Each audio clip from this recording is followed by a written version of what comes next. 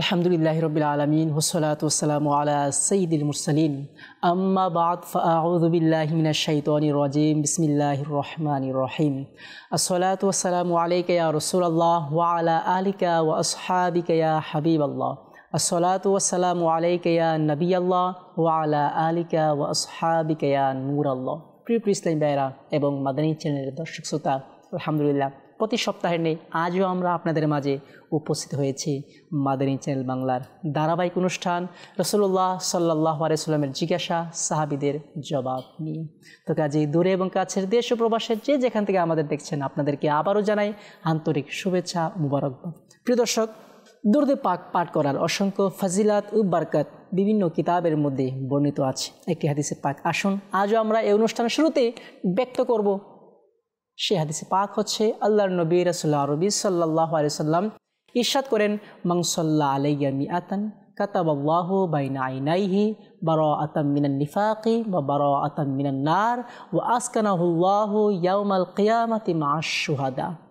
নবী করিম সাল্লাল্লাহু আলাইহি ওয়াসাল্লাম ইরশাদ করেন, যে ব্যক্তি আমার প্রতি দৈনিক 100 বার দুরূদ পাক পাঠ করবে, কাতাবাল্লাহু বাইনা আইনাইহি, আল্লাহ সুবহানাহু ওয়া তাআলা তার দু চোখের মাঝখানে তথা কবলের মধ্যে লিখে দিবেন বারাআতাম মিনান নিফাকি ওয়া বারাআতাম মিনান নার। এই ব্যক্তিটি নিফাক থেকে মুক্ত এবং জাহান্নামের আগুন থেকে মুক্ত। সুবহানাল্লাহ সুবহানাল্লাহ। ওয়া আসকানাহুল্লাহু ইয়াউমাল কিয়ামাতি মা'আশ শুহাদা। আর এই ব্যক্তিকে আল্লাহ সুবহানাহু ওয়া তাআলা কিয়ামতের ময়দানে শহীদগণের সাথে রাখবেন। সুবহানাল্লাহ সুবহানাল্লাহ। প্রিয় দর্শক, এই হাদিসে পাকে যে বিষয়টি আমরা অনুধাবন করতে পারছি, আল্লাহর নবী রাসূলুল্লাহ আরবি সাল্লাল্লাহু আলাইহি সাল্লাম ইরশাদ করেন, কিয়ামতের ময়দানে তাকে শহীদগণের সাথে রাখবেন। জি হ্যাঁ, কিয়ামতের ময়দানে। আসুন আমরা শুনবো। তো আসুন আমরা নিয়ত করে নিই, প্রতিদিন প্রিয় নবী সাল্লাল্লাহু আলাইহি সাল্লামের প্রতি কমপক্ষে 100 বার দুরূদ পাক পাঠ করব ইনশাআল্লাহ আজ্জা ওয়াজাল। সাল্লু আলাল হাবিব সাল্লাল্লাহু তাআলা আলা মুহাম্মদ সাল্লাল্লাহু তাআলা আলাইহি ওয়া আলিহি ওয়াসাল্লাম। নবী করিম সাল্লাল্লাহু তাআলা আলাইহি ওয়া সাল্লাম একটি হাদিসে পাক ইরশাদ করেন। আসুন আমরা সেই হাদিসে পাক প্রথমে শ্রবণ করে নিই। আল্লাহর নবী রাসূলুল্লাহ আরবি সাল্লাল্লাহু আলাইহি সাল্লাম ইরশাদ করেন, আল্লাহ আজাবু আন্না নাসান মিন উম্মতি ইয়াউমুনাল বাইতা লিরাজুলিন মিন কুরাইশ قد لجاء بالبيت حتى إذا كانوا بالبيداء خسف بهم فيهم المستبصر والمجبور وابن السبيل يهلكون مهلكا واحدا ويسدون مصادر شتى يبعثهم الله على نياتهم। হাদিসে পাকের মধ্যে এসেছে, হযরত আয়েশা সিদ্দিকা রাদিয়াল্লাহু তাআলা আনহা বর্ণনা করেন, নবী করিম সাল্লাল্লাহু তাআলা আলাইহি ওয়া সাল্লাম ঘুমের সময় আল্লাহর নবী রাসূলুল্লাহ আরবি সাল্লাল্লাহু আলাইহি সাল্লাম নিজের হাত পাকে হিলাচ্ছেন। তখন মা আয়েশা সিদ্দিকা রাদিয়াল্লাহু তাআলা আনহা ইরশাদ করেন, ইয়া রাসূলুল্লাহ সাল্লাল্লাহু আলাইহি সাল্লাম, এর কারণ কি? আপনি কেন এখন হাত পা নাড়াচাড়া করছেন? আল্লাহর নবী রাসূলুল্লাহ আরবি সাল্লাল্লাহু আলাইহি সাল্লাম ইরশাদ করেন, অদ্ভুত হয়ে যাচ্ছে, আশ্চর্য বিষয় হচ্ছে, আমার উম্মতের মধ্যে কুরাইশের একজন ব্যক্তিকে কিছু লোক ধরার জন্য, পাকড়াও করার জন্য বাইতুল্লাহ শরীফে আসবে। আর যে এই বাইতুল্লাহ শরীফে আশ্রয় নিয়েছে, পানাহ নিয়েছে, এমনকি যখন সে ময়দানে পৌঁছে যাবে তখন তাকে জমিনের মধ্যে ডাবিয়ে দেওয়া হবে, ধসিয়ে দেওয়া হবে। তখন মা আয়েশা সিদ্দিকা রাদিয়াল্লাহু তাআলা আনহা ইরশাদ করেন, ইয়া রাসূলুল্লাহ সাল্লাল্লাহু আলাইহি সাল্লাম, আন্না তরিকা কদ ইয়াজমাউন নাস, তখন কি লোকেরা রাস্তায় জমা হয়ে যাবে? তখন আল্লাহর নবী রাসূলুল্লাহ আরবি সাল্লাল্লাহু আলাইহি সাল্লাম ইরশাদ করেন, না, হ্যাঁ, সকলে রাস্তার মধ্যে জমা হয়ে যাবে। আরও বলা হচ্ছে, ফিহিম আল মুস্তাবসিরু ওয়াল মাজবুরু ওয়া ইবনুস সাবিল ইয়াহলিকুনা মুহলিকান ওয়াহিদান ওয়া ইয়াসদুরুনা মাসাদির শাত্তা ইয়াবআথুহুমুল্লাহু আলা নিয়াতিহিম। নবী করিম সাল্লাল্লাহু আলাইহি সাল্লাম ইরশাদ করেন, হ্যাঁ, সেখানে স্বাধীন, মজবুর, মুসাফির সবাই থাকবে, তারা একসাথে হালাক হয়ে যাবে, ধ্বংস হয়ে যাবে, অতঃপর আল্লাহ তাআলা তাদের অবস্থান অনুযায়ী উঠাবেন। প্রিয় দর্শক, এই হাদিসে পাকে যদিওবা আমি শব্দগুলো অগুছানোভাবে আপনাদের মাঝে ব্যক্ত করেছি, সর্বোপরি সারাংশ হচ্ছে কিয়ামতের আলামতের ব্যাপারে আল্লাহ নবী রাসূলুল্লাহ আরবি সাল্লাল্লাহু আলাইহি সাল্লাম ইরশাদ করছেন কিয়ামতের আগে এমন এমন অবস্থা, এমন এমন পরিস্থিতি আমার উম্মতের মধ্যে ঘটবে, কুরাইশের সাথে ঘটবে, খানায়ে কাবার সাথে এমন কিছু ঘটনা ঘটবে। তো আসুন এই হাদিসে পাকে আজ আমরা আলোচনা শ্রবণ করব কিয়ামতের ছোট আলামত নিয়ে, আলামতে সুগরা নিয়ে। এমনিতেই কিয়ামতের আলামতকে দু ভাগে ভাগ করা হয়েছে। এক হচ্ছে আলামতে সুগরা তথা ছোট আলামত, দ্বিতীয়ত হচ্ছে আলামতে কুবরা তথা বড় আলামত। আজ আমরা আলামতে সুগরা সম্পর্কে কিছু ধারণা নিব। আসুন আমরা এই অনুষ্ঠান শুরু থেকে শেষ পর্যন্ত দেখব, শুনবো ইনশাআল্লাহ আজ্জা ওয়াজাল। সাল্লু আলাল হাবিব সাল্লাল্লাহু তাআলা আলা মুহাম্মদ সাল্লাল্লাহু তাআলা আলাইহি ওয়া সাল্লাম। প্রিয় এই কিয়ামতকে কুরআনে পাকে বিভিন্ন ভাষায় বিভিন্ন শব্দে উন্মোচন করা হয়েছে, বিভিন্ন শব্দ দিয়ে অবহিত করা হয়েছে এই কিয়ামতকে। এই কিয়ামতের 100-এরও বেশি নাম রয়েছে। আসুন তোর মধ্যে কয়েকটি নাম আমরা শ্রবণ করি। এই কিয়ামতের ময়দানকে ইয়াউমে কাজা তথা ফাইসলার দিন বলা হয়, ইয়াউমে উজন তথা আমল নামা ওজন করার দিন বলা হয়, ইয়াউমে মশহুদ তথা উপস্থিতির দিন বলা হয়, ইয়াউমে খিজ তথা লোকের জন্য অপমানের দিন, ইয়াউমে মুহাসাবা তথা হিসাবের দিন, ইয়াউমে হাসরাত তথা আফসোসের দিন, ইয়াউমে আকিম তথা কঠিন দিন, ইয়াউমে হাসর তথা জড়ো হবার দিন, ইয়াউমে ফাজা তথা আতঙ্কের দিন, ইয়াউমে বাআস তথা কবর থেকে উঠানোর দিন, ইয়াউমে ফাতাহ তথা আমল খোলার দিন, ইয়াউমে মিয়াদ তথা ওয়াদার দিন, ইয়াউমে সাইহাত তথা ভূমিকম্পের দিন। এভাবে কিয়ামতের কিয়ামতকে বিভিন্ন নামে অবহিত করা হয়েছে, আখ্যায়িত করা হয়েছে। ফাইসালার দিন, হিসাব নিকাশের দিন, আতঙ্কের দিন, কঠিন দিন, ওজনের দিন, উঠানোর দিন। আল্লাহু আকবার। এই সকল নামে কিয়ামতকে অবহিত করা হয়েছে। কিয়ামত কখন আসবে এই বিষয়ে আল্লাহর নবী রাসূলুল্লাহ আরবি সাল্লাল্লাহু তাআলা আলাইহি ওয়া সাল্লামের কাছে জিবরাইল আসলো, এসে বললেন, ইয়া রাসূলুল্লাহ সাল্লাল্লাহু আলাইহি সাল্লাম, মা তাসা, কিয়ামত কখন হবে?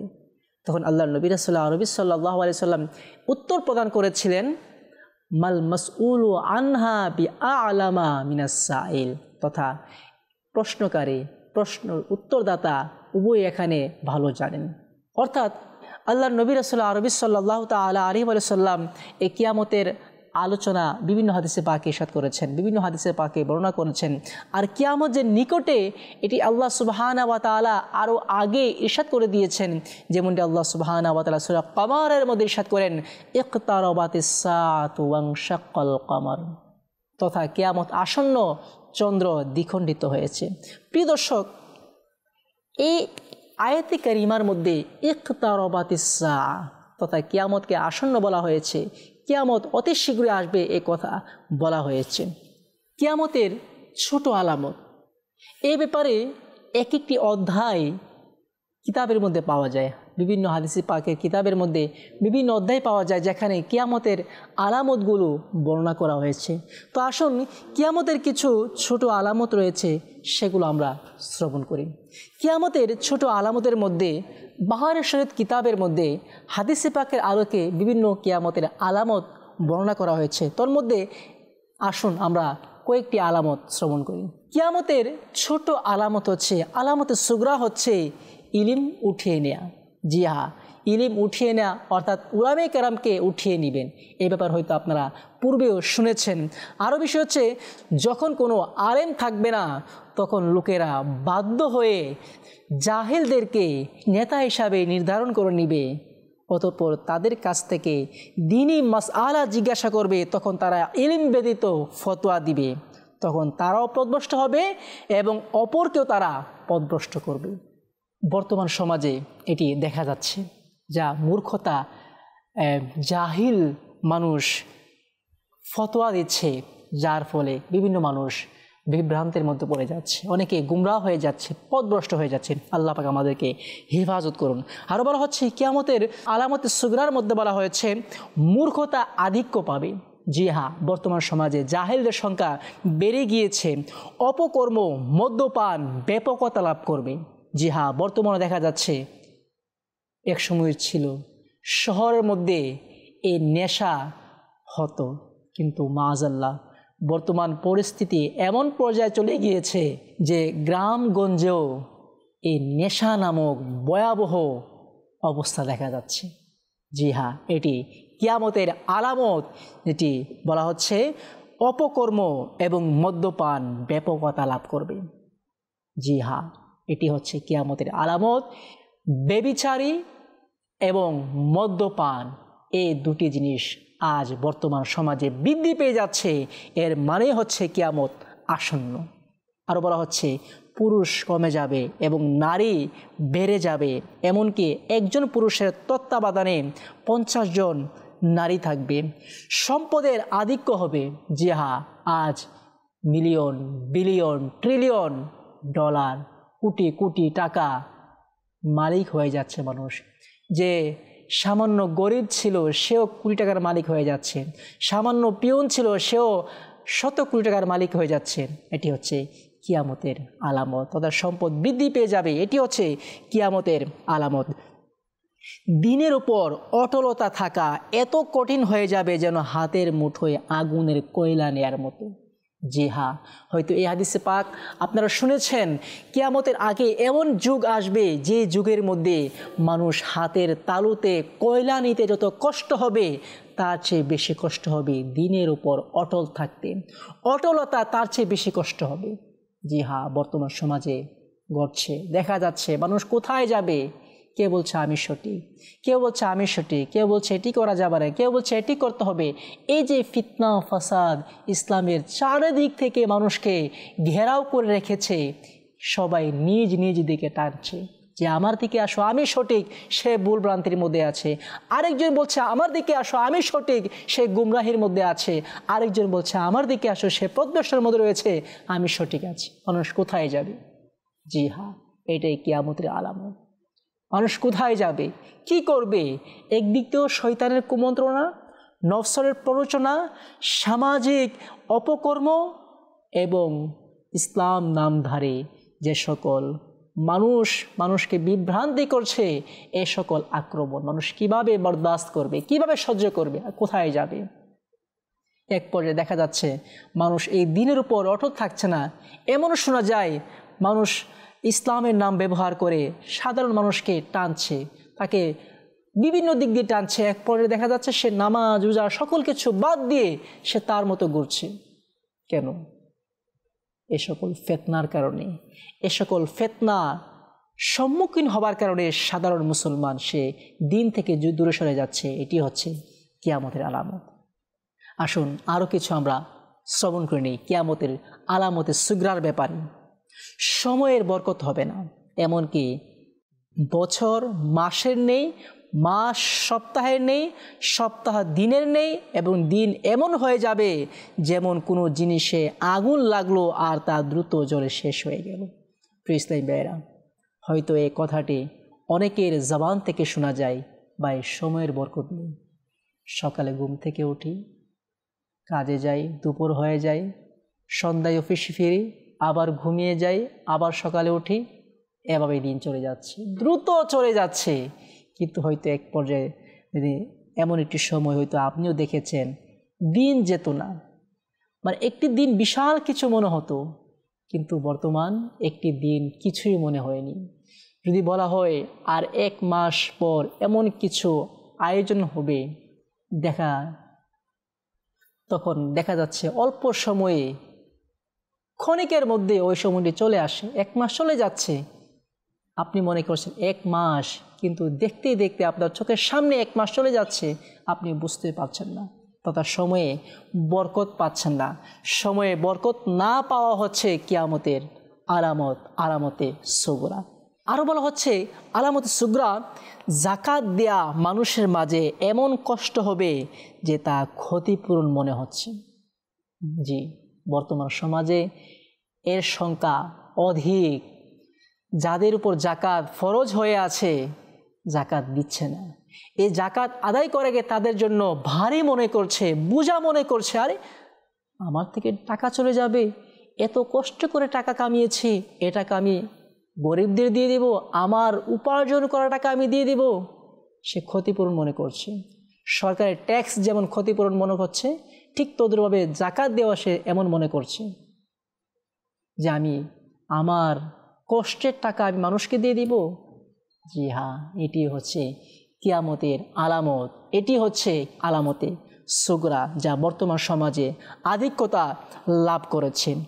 আরও বলা হচ্ছে ইলমে দিন পড়বে কিন্তু দিনের জন্য নয়। হ্যাঁ, অনেক বড় কথা। মানুষ ইলম অর্জন করবে কিন্তু দিনের জন্য করবে না, নিজের ফায়দার জন্য করবে।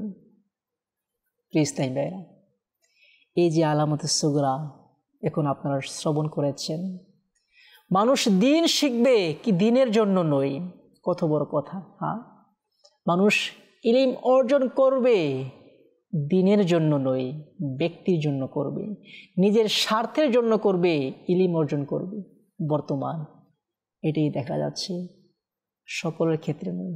এক শ্রেণীর মানুষ আছে যারা দিন অর্জন করে, ইলমি দিন অর্জন করে, জ্ঞান অর্জন করে ডিগ্রি পাওয়ার জন্য, স্বনামধন্য হওয়ার জন্য, খ্যাতি অর্জন করার জন্য, মানুষের কাছ থেকে বাহবা পাওয়ার জন্য, নিজের সম্মানকে ফুটিয়ে তোলার জন্য বিভিন্ন ডিগ্রি অর্জন করছে।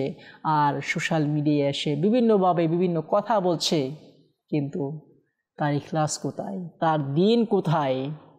এটিও কিয়ামতের আলামতে সুগরা। আরও বলা হচ্ছে পিতা মাতার অবাধ্য করবে, মানুষ পিতা মাতার অবাধ্য হয়ে যাবে। আজ তো বর্তমান সমাজে এমন ঘটনা ঘটছে, মাআযাল্লাহ, যারা সোশ্যাল মিডিয়া ইউজ করেন দেখতে পাচ্ছেন পিতা মাতাকে মাআযাল্লাহ সন্তান কি করছে, সন্তানের হাতে পিতা মাতার প্রাণ। আল্লাহু আকবার, ভাবতে কত কষ্ট হয়। এমনও ঘটছে, আরে ঘটছে সত্য, যেটি কিয়ামতের আলামত। হ্যাঁ, আরও বলা হচ্ছে বন্ধু বান্ধবের সাথে মেলামেশা করবে এবং পিতা থেকে পৃথক হয়ে যাবে। হ্যাঁ, বর্তমান আজ সমাজে মানুষ বন্ধু বান্ধবের আড্ডাকে ভালো মনে করছে, নিজ পিতা মাতা থেকে দূরে থাকছে। মসজিদে লোকেরা চিৎকার চেঁচামেচি করবে। জি হ্যাঁ, আল্লাহ পাকের ঘর হচ্ছে ইবাদতের জায়গা, কিন্তু এই ইবাদতের জায়গার মধ্যে মানুষ চিৎকার করছে, ঝগড়া করছে, গীবত করছে, বেহায়াপনা করছে। এই মসজিদের মধ্যে মারামারি করছে। জি হ্যাঁ, যারা সোশ্যাল মিডিয়া ইউজ করেন দেখতে পাচ্ছেন এই মসজিদের মধ্যে কেমন আল্লাহ কেমনভাবে অপমান করা হচ্ছে এই মসজিদকে। যে মসজিদে ইবাদত করার কথা, সেই মসজিদের মধ্যে মাআযাল্লাহ নাজায়েজ কাজ করা হচ্ছে, ইসলাম বিরোধী কাজ করা হচ্ছে এই মসজিদের মধ্যে। এটি আর কিছু নয়, এটি হচ্ছে কিয়ামতের আলামত। আরও বলা হচ্ছে গান বাজনা আধিক্য হয়ে যাবে, গান বাজনা ব্যাপকতা লাভ করবে। জি হ্যাঁ, বর্তমান তো এমন কোনো সেক্টর নেই, এমন কোনো প্রতিষ্ঠান নেই যেখানে গান বাজনা হচ্ছে না। আমি অধিকাংশ বলছি, গান বাজনা হচ্ছে না, বেহায়াপনা হচ্ছে না, নাচ গান হচ্ছে না। ট্যুরে যাবে, সফরে যাবে, গান বাজনা ছাড়া হবে না। কোথাও পার্টি দিবে, গান বাজনা ছাড়া হয় না। আর বিয়ে শাদী তো বর্তমান অবস্থা বলাই লাগে না, আপনারা আমার চেয়ে ভালো অবগত আছেন। আরও বলা হচ্ছে পূর্ববর্তী লোকদের প্রতি লোকেরা অভিশাপ দিবে, তাদেরকে গালমন্দ করবে। জি হ্যাঁ, বর্তমানেও যারা একটু গরিব পর্যায়ের বা তাদের পূর্বে কিছু রেকর্ড ছিল, তাদেরকে গালমন্দ করে, আরে আমার বাপ দাদারা এমন করেছে তেমন করে, তাদের প্রতি অভিশাপ, তাদের প্রতি লানত, তারা খেয়েছে ঘুমিয়েছে দিন কাটিয়েছে, আমাদের জন্য কিছু করেনি। এটিও কিয়ামতের আলামত। আরও বলা হচ্ছে অপদস্থ লোক যাদের শরীরে কাপড় পায়ে জুতা নসিব হতো না, তারা বড় বড় প্রাসাদ বানিয়ে গর্ব করবে। জি হ্যাঁ, এটিও কিয়ামতের আলামত, যা বর্তমান সমাজে দেখা যাচ্ছে। ছিল পিয়ন কিন্তু 100 কোটি টাকার মালিক, ছিল গাড়ি চালক 100 কোটি টাকার মালিক, ছিল সাধারণ কৃষক 100 কোটি টাকার মালিক হয়ে যাচ্ছে। কেন হয়ে যাচ্ছে? যাদের অভাব অনটন ছিল, কিতাবের মধ্যে বলা হচ্ছে যাদের শরীরে ভালো পোশাক ছিল না, পায়ে জুতা ছিল না, তারা বড় বড় প্রাসাদ বানিয়ে গর্ব করবে, বড় বড় অট্টালিকা বানাবে, কোটি কোটি টাকার ভবন তারা তৈরি করবে আর নিজের মধ্যে গর্ববোধ করবে, অহংকার করবে, আরে দেখো আমি প্রাসাদ বানিয়েছি, আমি অততলা, আমি 10 তালা 5 তালা এমন বিল্ডিং বানিয়েছি, যা হচ্ছে কিয়ামতের আলামত।